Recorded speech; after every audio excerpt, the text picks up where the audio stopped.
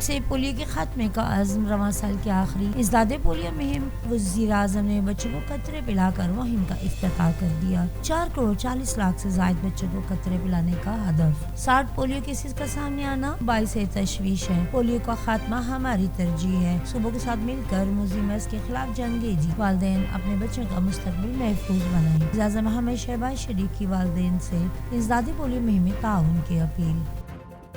وزیر اعلیٰ خیبر پختونخوا نے غیر ملکی میڈیا کو بلا کر گمراہ کن بریفنگ دی۔ ان کے الزامات جھوٹ اور فساد پر مبنی ہیں۔ بھڑکیں، دھمکیاں اور الزامات لگانا ان کا وتیرہ ہے۔ احتجاج اور دھرنوں کے سوا ان کا کوئی کام نہیں۔ علی امین و بشرا بی بی کارکنوں کو تنہا چھوڑ کے کیوں بھاگے؟ سوشل میڈیا پر اداروں کے خلاف پروپیگنڈا کیا جا رہا ہے۔ 9 مئی کو جو کچھ کیا قوم کبھی نہیں بھولے گی۔ ملزمان کو قانون کا سامنا کرنا ہوگا۔ وفاقی وزیر اطلاعات عطا اللہ تارڑ کی خصوصی یونان میں تارکین وطن کی کشتی ڈوبنے کا واقعہ 47 پاکستانیوں کو بچا لیا گیا۔ ایک پاکستانی جاں بحق ہونے کی تصدیق ہو گئی۔ پاکستانی سفارتخانے میں مقامی حکام کے ساتھ مسلسل رابطے میں ہیں۔ ترجمان دفتر خارجہ گزشتہ روز یونان کے جنوبی جزیرے گاؤڈس کے قریب کشتی الٹنے کے واقعے میں 5 تارکین وطن ڈوب کر ہلاک اور درجنوں لاپتہ ہو گئے تھے۔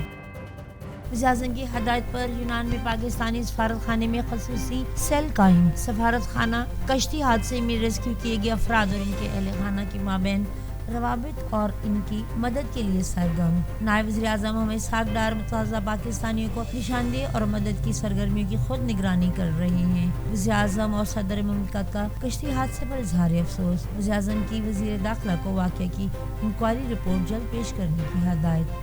ایڈیشنل سیکرٹری داخلہ کی سربراہی میں انکوائری کمیٹی تشکیل۔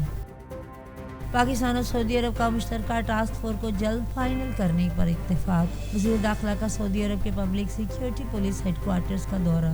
مختلف شعبوں کا معائنہ۔ محسن نقوی سعودی عرب کے سیف سٹی سینٹر بھی گئے۔ جرائم کی روک تھام کے لیے ان کی جدید ٹیکنالوجی سے آراستہ نظام کا مشاہدہ کیا۔ پولیس ٹریننگ کے لیے تعاون کو فروغ دے کر تجربات سے استفادہ کیا جا سکتا ہے۔ وزیر داخلہ کی پبلک سیکیورٹی کے سربراہ لیفٹیننٹ جنرل محمد البشری سے گفتگو۔ شام کے مختلف علاقوں پر اسرائیل کے حملے بدستور جاری۔ 60 سے زیادہ میزائل حملوں میں فوجی تنصیبات کو نشانہ بنایا گیا۔ تحریر الشام کے رہنما احمد الشاری کی شام کی نئی سرزمین پر قبضے اور حملوں کی مذمت۔ اردن میں شام کی صورتحال پر اجلاس۔ امریکہ، یورپی یونین، عرب لیگ اور شام کی حمایت۔ ترکی کا عالمی برادری سے شام کی نئی حکومت کے ساتھ براہ راست رابطے میں ہے۔ امریکی وزیر خارجہ۔ غزہ کے مختلف علاقوں پر اسرائیلی فورسز کے حملے۔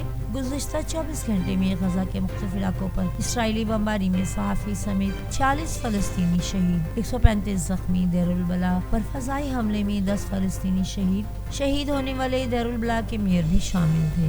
غزہ شہر میں بے گھر فلسطینیوں کے رہائش گاہ پر بمباری، 15 فلسطینی شہید ہو گئے۔ غزہ شہر کے الصفادی علاقے پر بمباری میں صحافی محمد بانوش بھی شہید ہو گئے۔